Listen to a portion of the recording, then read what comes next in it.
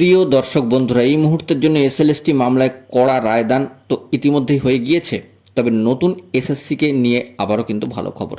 SLST মামলায় যে কড়া রায়দান হয়েছে সেখান থেকেই নতুন করে ভালো খবর উঠে আসছে।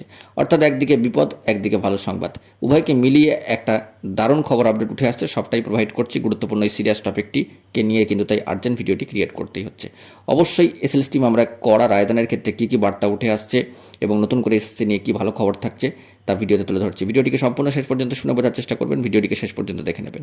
চ্যানেলটিকে সাবস্ক্রাইব করে নিয়ে সঙ্গে থাকবেন। চলুন কথা না বাড়িয়ে মূল আলোচনায় প্রবেশ করি। বন্ধুরা, এক দেখায় এত হাজার চাকরি চলে যাওয়া কার্যত একটা দুঃসংবাদ বলা যেতে পারে। হাড়হিম করা ঐতিহাসিক রায়দান করেছেন সম্মানীয় বিচারপতি দেবাংশু বসাক মহাশয়। ডিভিশন বেঞ্চ, স্পেশাল ডিভিশন বেঞ্চের তরফ থেকে এই নির্দেশ। তবে অনেক যোগ্য প্রার্থীও এতে রয়েছেন, তাদেরও ইতিমধ্যেই প্যানেল বাতিলের সাথে সাথে কিন্তু চাকরি হারিয়েছেন। তবে নিশ্চয়ই কোনো ব্যবস্থা হবে। এসএসসির তরফ থেকে নতুন করে স্ক্রুটিনি হবে এবং রিপ্যানেলাইজ হবে। তবে যারা অযোগ্য রয়েছেন তাদের ক্ষেত্রে কী হবে না হবে তা সবটাই কিন্তু গোটা রায়দানে উঠে এসেছে এবং নতুন এসএসসি সংক্রান্ত গুরুত্বপূর্ণ বার্তাও উঠে এসেছে।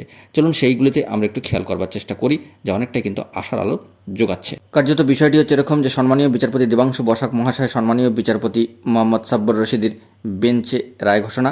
2016 সালের এসএসসির নিয়োগ প্রক্রিয়া বাতিল। মেয়াদ উত্তীর্ণ চাকরি প্রাপকদের বেতন ফেরতের নির্দেশ।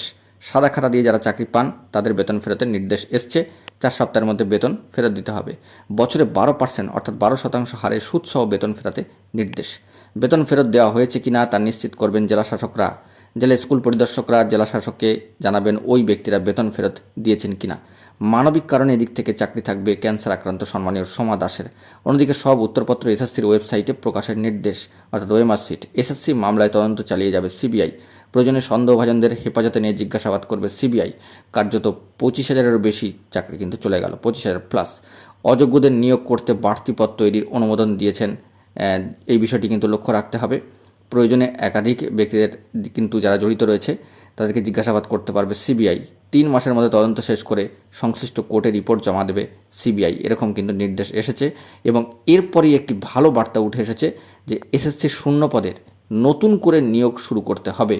লোকসভা ভোটের ফল প্রকাশের 15 দিনের মধ্যে তা শুরু করা যাবে। অত্যন্ত ভালো খবর। আরও একবার জানিয়ে রাখি যে এসএসসির নতুন শূন্য পদে নতুন করে কিন্তু নিয়োগের যে ব্যবস্থা তা করতে পারবে এসএসসি এবং লোকসভা ভোটের ফল প্রকাশের 15 দিনের মধ্যে তা শুরু করা যাবে। অত্যন্ত গুরুত্বপূর্ণ দারুণ খবর আপাতত এই মুহূর্তে। সব দিক থেকে বন্ধুরা তাই বলা যায় যে এসএলএসটি মামলায় যে কড়া রায়দান এসেছে, ঐতিহাসিক রায়দান, এবং সেখান থেকে কিন্তু বেরিয়ে এসেছে দারুণ ভালো একটি খবর নতুনদের কাছে, যারা নতুন চাকরি প্রার্থী দীর্ঘ সময় ধরে অপেক্ষা করে রয়েছেন।